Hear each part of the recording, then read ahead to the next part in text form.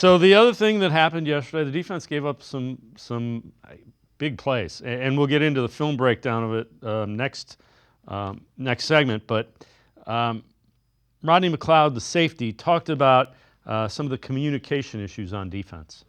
The second explosive touchdown that we gave up, where the miscommunication happened, just not everybody being on the same page. One, somebody obviously we had a check involved based on their formation, that was echoed, and then with the motion that took place, it then required us to kind of check out of now that call. So there were a few different communication layers involved in that, and what happened was you didn't have all 11 on one accord, and we know that when those things rise on the field, normally that doesn't result in positive plays on our side. And just understanding the time of the year, it being November, understanding the team that we were playing, they're very disciplined, and that's the way they're structured, and knowing that they aren't going to do things to beat themselves. They're going to capitalize on your mistakes. And, that was something that, again, they didn't earn and we gave away.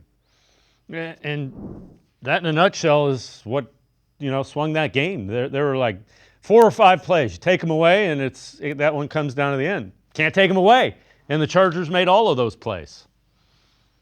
Yeah, you're right. They played really good defense if you take those plays away, but those five plays count. And the thing that I saw, first and foremost, as an offensive guy, you see what motion does. So motion causes conflict in a defense. Motion causes conflict in a secondary. So it seems like they were in a zone. They had a check.